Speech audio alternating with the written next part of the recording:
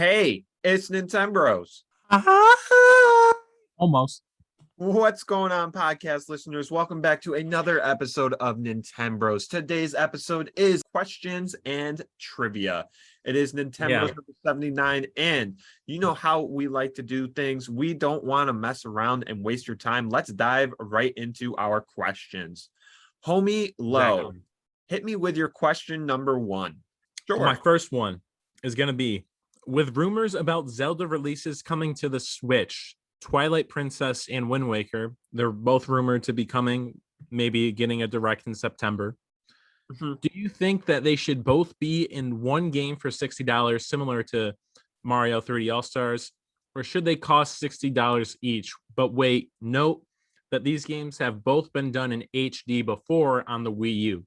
Personally, I think they should do something similar to Mario 3D All-Stars, where it's like a collective bundle pack, just to at least be able to put the price tag of $60 and have it be like kind of fair, because it'd be $30 a piece. Whereas if you do $60 for a remake that's already been a remake and it's already been HD, and what are you really doing? You're just bringing it from one console to a more modern console. I feel like justifiably Nintendo should make it one game for $60, but it could be a cash grab and they could do two games and make them both $60. But me as a customer want the one.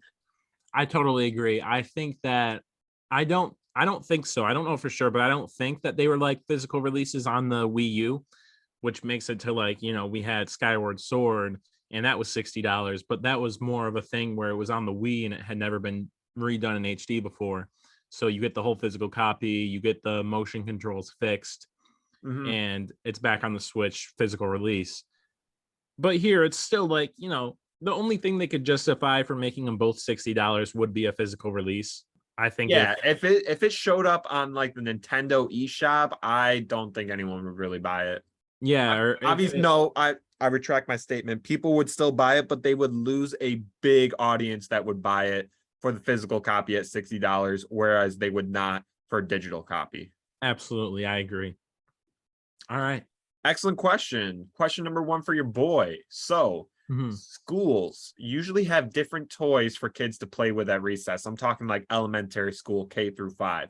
Okay. Do you think it would be appropriate to have video games be potential toys for kids to play with at recess? And if yes, which games do you think would be best? Yes, but it shouldn't be a thing where they can do it every day. It should be a special thing. It should be like a Friday type thing, because if you're doing it every day, I just don't think that's good. I think recess, at least from what I had, it was outside, you know, you're hanging out, you're just doing whatever activity outside. It's outside time.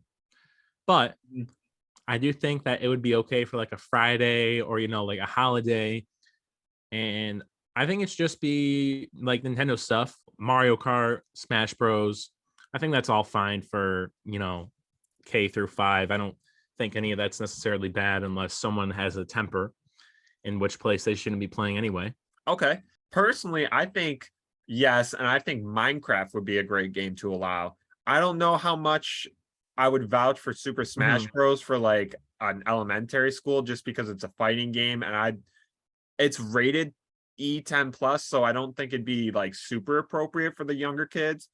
But Minecraft and maybe Mario Kart, or just like educational video games, for sure would be a beneficial tool if you use them in the right way, like what you said, as kind of like a prize, like we're doing it on a Friday or we're doing it to celebrate a holiday right before vacation, because it's kind of like the way the world is like shifting towards right now. We are becoming more surrounded by video games, and to not incorporate that into children's lives when they're really young is doing them a disservice, I think. Yeah, I totally agree. I was trying to see what Minecraft's rating was, because I thought Minecraft was also 10 plus, but maybe I'm wrong. You know, actually, come to think of it, I think Minecraft is 10 plus as well, but it is something about it just like rings less violent than Super Smash Bros. Like Super Smash Bros is literally fighting, whereas like Minecraft, you're building. I don't know, Minecraft just seems more educational, but you can't play one game over the other, so I would have to not use both of them. I agree, but I feel like Smash Bros. It's still like it's a fighting game, but you know how good are kids K through 5 going to be? And usually you're with your class. So how good are kids in kindergarten going to be? It's just like a little fun thing. I don't think anything bad can come from it, really. Okay, that's true. But I actually just had a great idea. What if at the beginning of the school year, the teachers would send home a letter of games that they want approved or disapproved for their students to play, and then majority of votes of the games that get approved like are able to be played, if that makes sense. Yeah, that could be a fine idea, but then you go through a whole thing with like a school budget and there's a school thing that's okay. And it gets a little more complicated. All right. I think we have Well, that's a beat good that question. question down. Good answer. What is your second question? Yeah. So if two Nintendo Directs are released each year, in your opinion, what would be the best 2 months to do them from a business standpoint? So definitely September, October. I would probably do like late September if I had to pick for the I first agree. one, just because, it's going to give you the holiday hype and it still has enough room before the holidays actually happen to have a couple releases leading up to it where you cover the major holidays. Like you still have your Halloween scary games you can put out. You can still have your Black Friday deals, and then you can have your Christmas releases. So it Yeah. gives you enough time to really play with that. And Hmm. then probably just rewind it 6 months so it's like half of a year, so it's evenly spaced out. We're looking at maybe a March or April release of a direct, just so you Yeah. get like that summer hype too, because a lot of people go on vacation. A lot of people might not have extra money, but I feel like they spend more money. So I would just want a lot of the games to be able to be like showcased for that time era.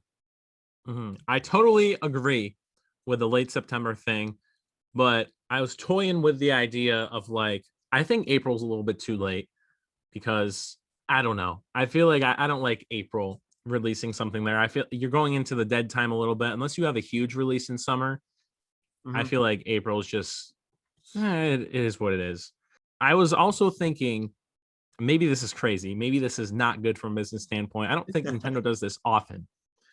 January, because it's a fresh year. Nintendo slates some of the stuff that's on for the year, what's going on. But then it's like a bigger gap between your September and January, like 8 months. But I feel like January could be cool. Gives you a little bit of an overlay to get you up to the holidays. I totally see it, but bringing you back to the point that you made about how April's a dead time for video games, if you put a direct in there, it gives players something to be hype about even through the dead time. So it just keeps the excitement alive throughout the year, which I think is important.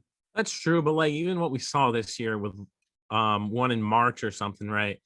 And we saw what we saw Nintendo Switch Sports and the Strikers game. And I don't know how both of those did in sales, so maybe it was good from a business standpoint, but I know both of those games didn't necessarily perform well to the audience.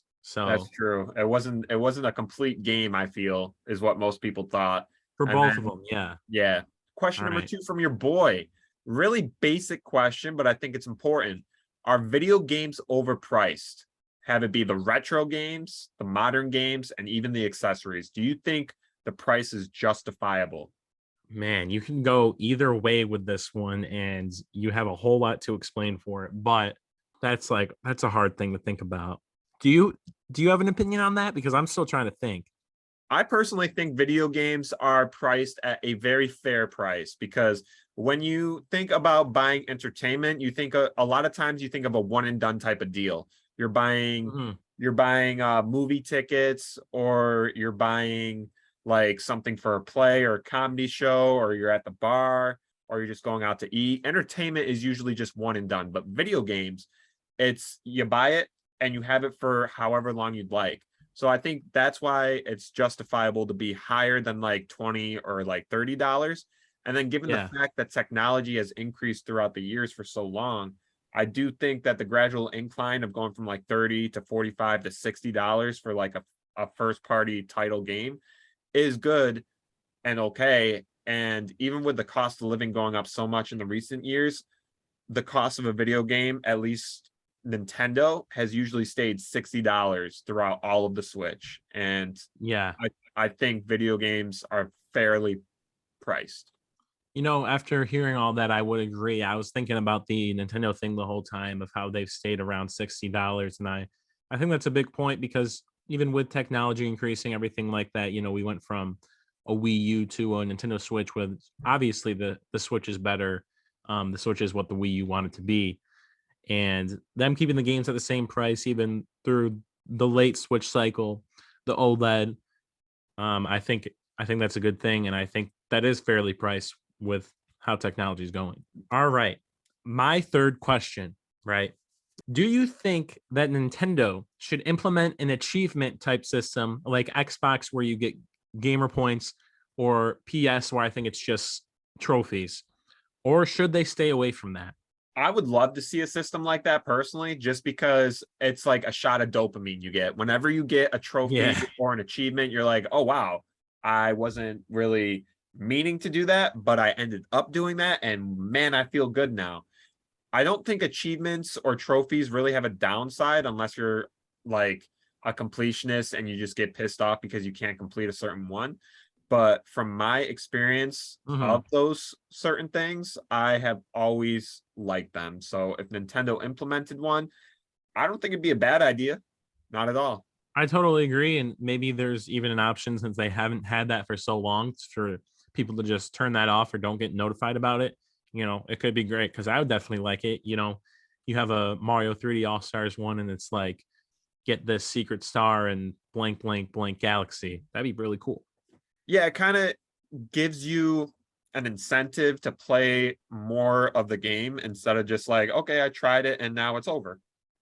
Yeah, absolutely. Question number 3 for me. If you could relive the release of one Nintendo console and all the hype that came with it, which console would you pick?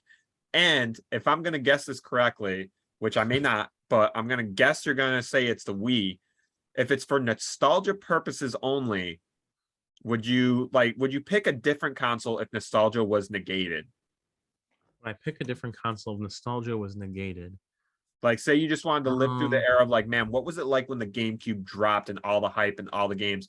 Which one would you pick? Because for me, it would probably be the Nintendo 64, but that's just because nostalgia. So yeah, if I were to negate nostalgia, I would honestly want to live through the release of the NES when video games switched from arcade based to like home consoles. I would want to relive that hype or like actually live that hype because I never had before and just kind of go through the motions of what it was like for people. yeah. So let me go on the opposite side of the spectrum, right? If nostalgia was involved, obviously, I think I would have to go for the Wii. I remember getting it and playing Smash Bros. Brawl, playing Galaxy, Epic Yarn, Wii Sports Resort. I have distinct memories in all those games, Mario Kart, and I think that's a great time. I'd love to do that again. It's when people say, like, if you could experience one show for the first time again, what would you choose? It's kind of similar to that. But Yes. if nostalgia wasn't a thing, and I know I didn't have one of these right away, but Nintendo Switch, if I could go through that again and get the first slot of games as they came through and not get one in like 2019 or whenever I got it, I think that'd be really cool. Playing Odyssey, playing Mario Kart, Smash Bros. Right off the bat. Those are some heavy hitters that have stayed heavy hitters for a long time. And I think that'd be really cool to experience for like the first time again. I can totally see where you're coming from. I remember it was around my birthday time. I think it was like late November, early December, and Yeah, Pokemon Let's Go Pikachu came out, and I pre-ordered it, immediately got it, and I it was a remember that, time I when I think. was a mailman, and I was so excited. And I brought it over to your house, and I was like, Yeah, "Yo, I just want to play this really quick." The hype of games is real, and the Switch was one of the best, so I can see that. for sure. I remember you bringing that over. And one of the Switch releases I remember was Super Mario 3D All Stars. I'm pretty sure I got it the day it dropped and I brought it back and I played Sunshine because Was that your I first never time beat playing Sunshine Sunshine? before. I think I played it before, but I don't think I really got that far into it. I didn't get that far into it anyways this time, but farther than I had. Interesting. Well, that's really cool how we both took that different ways. Yeah. So, this is kind of a general question, but if there's anybody new listening out there, I thought we should go over something that's just, kind of a big point. So we both do collect games and figures and whatever. I tend to collect a lot of loose random stuff. I have Pez, I have a Luigi fan, pop figures. So I collect a lot of stuff. And I know Has dispensers. yeah, and I know you do too. I have 4 Pokemon I'm looking at right now. So the question is, what's your favorite thing to collect? Okay, I like this. I have 2 answers for you. The Okay. first answer, GameCube games. Why? Because I grew up in the era Yeah. of the GameCube, and GameCube games are like the most nostalgia for me. I have just the most childhood memories with the GameCube. So anytime I receive a copy of a Nintendo GameCube game, it's like, man, this is 10-year-old me right now. So that, and then anything Pokemon, specifically plush.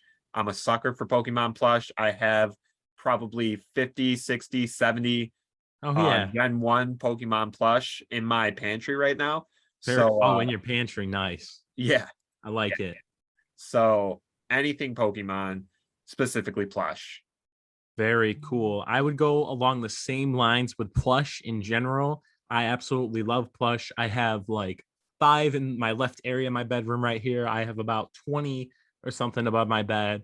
I have probably another 30 in a bookcase in my game room, and then another like 20 spread out through there. I love plush as well.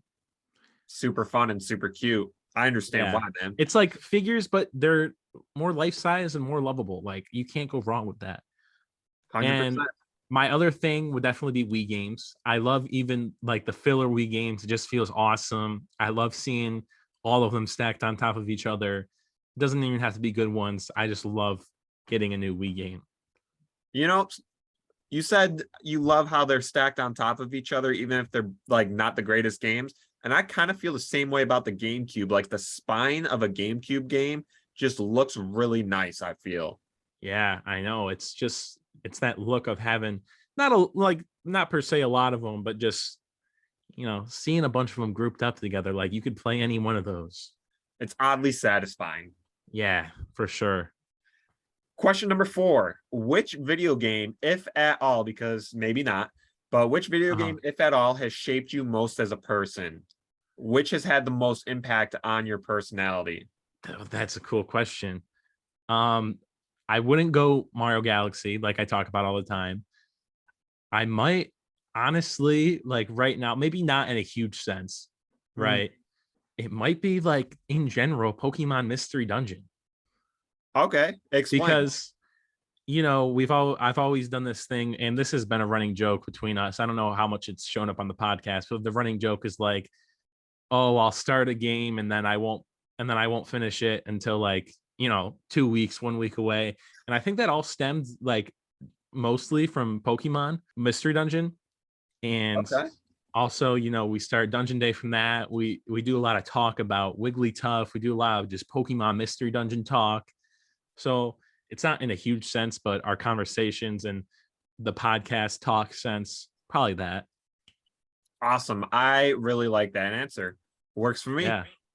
That wraps up all the questions for our questions and trivia. Let's not waste any time and let's dive straight into our trivia. Homie Low, trivia number 1. What you got for me? All right. So I don't know if you did it, but we usually do a release. So my release.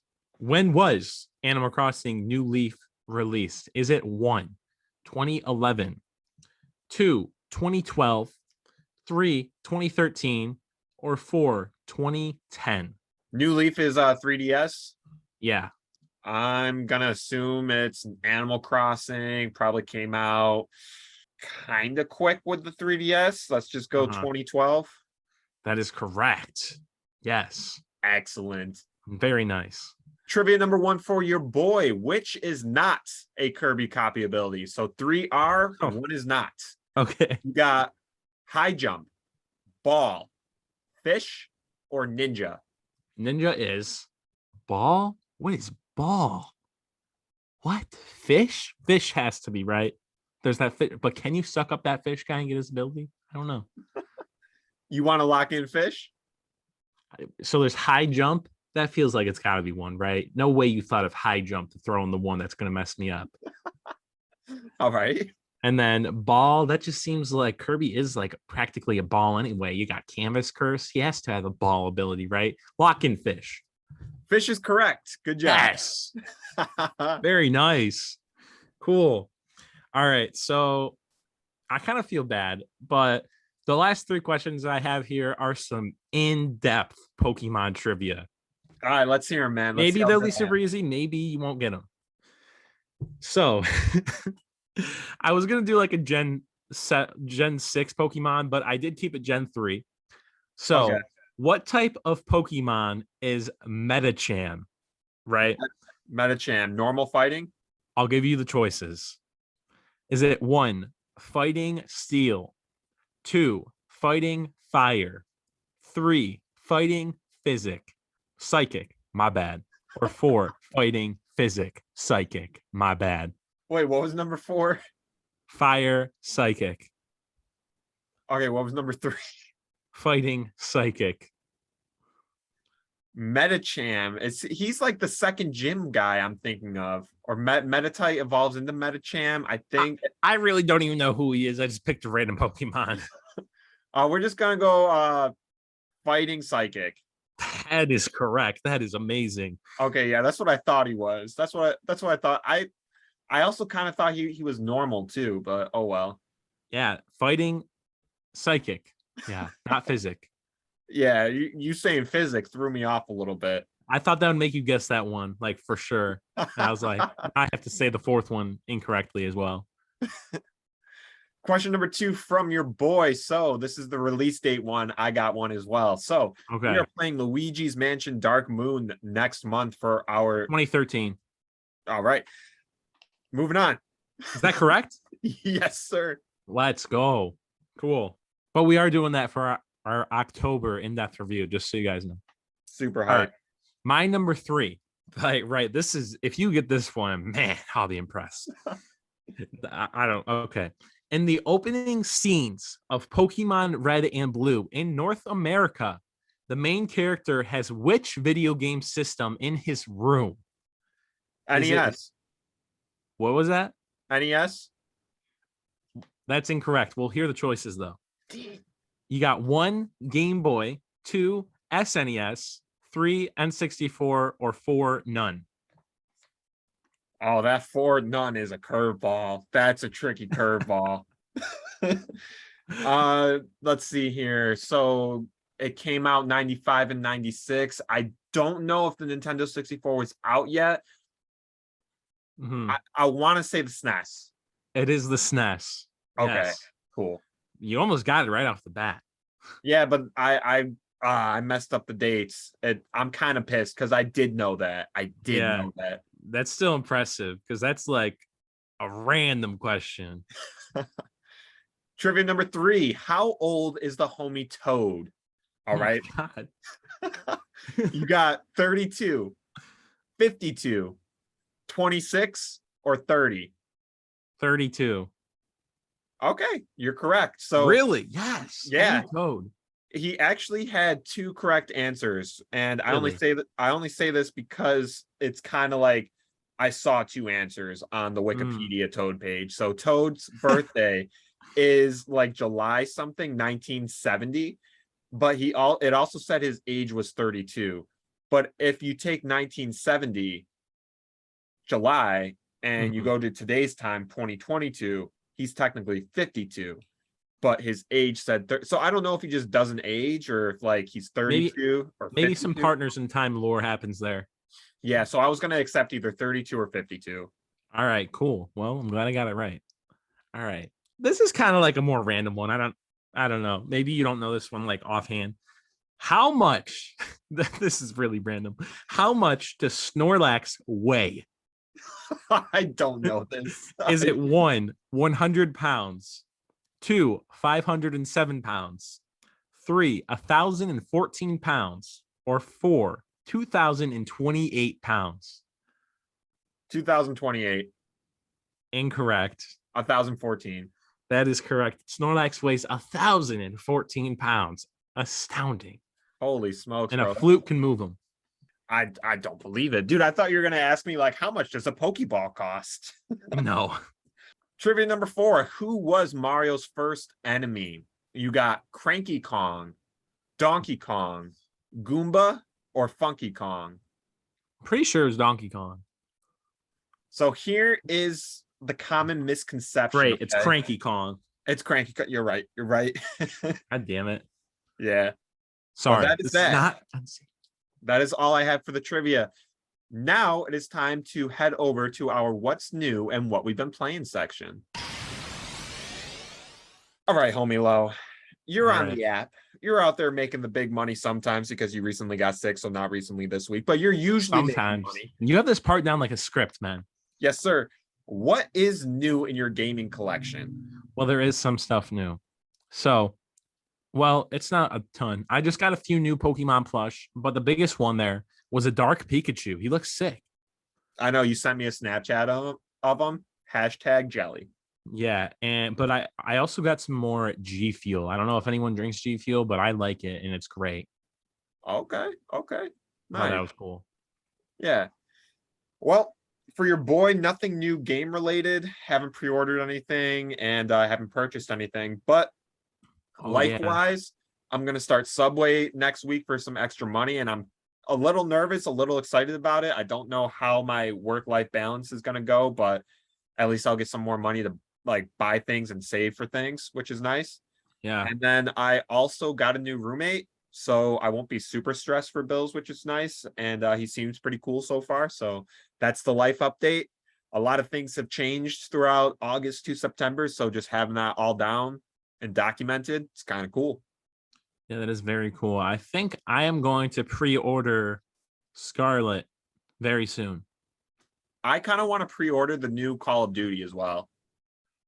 Oh, yeah. They're rumored to bring back all of Modern Warfare 2's maps in year 2 of that game. I don't know why year 1. It's, well, people say to keep hype on the game, but it's still annoying. It's like, come on, just give it to us. Yeah, that's not Nintendo, but I just want to say that. But let's move on to what we have been playing. Homie Low, what have you been up to this week? All right, so I have been playing some old sports games just because sometimes I just want to throw a football like 50 yards to my favorite old Patriots receiver and get a touchdown. And I also sometimes I want to sink like 23 pointers in a game. And I did play Fortnite with my friend again. Yeah, sometimes this is always the time of year to just get back a little bit into Fortnite and play it. We got a win, which was super cool. Nice. And then we played Smash Bros with your friend for like a couple hours a couple days ago, and that was really cool. Oh yeah, that was a lot of fun. I thoroughly enjoyed that. For your boy, I have been playing Pokemon Gates to Infinity just a little bit. I haven't really gotten too far. What's that? Maybe put in a half an hour. I'm not really sure what it is, but I think it's something we have to do for Dungeon Day, so I'm just gonna go for it. Okay. And I've also played Smash Bros Ultimate like you, but that's all I've got for what I've been playing this week. How about you wrap this all up and bring us home? All right. Yeah, everyone, thank you so much for being here. If you did make it to the end of the episode, make sure to message us Pikachu at Nintendo93 on Instagram for a shout out in the next half episode. But it'll be said at the start of it. But with all that being said, make sure to check out the Instagram Nintendo93, the Twitter and Nintendo6, and check me out at Onaship on all my socials. Shameless plugs. And for Jake, it's going to be On a Boat 97 everywhere. Go check out all that cool content. Yes, sir. Yeah, but guys, Nintendo's number 79. We do hope you have enjoyed our trivia and questions. We'll see you all next time with Nintendo's number 80. Wow, that's 80. Kind of cool. But have a great day or night, everybody. We'll see you next time. Bye.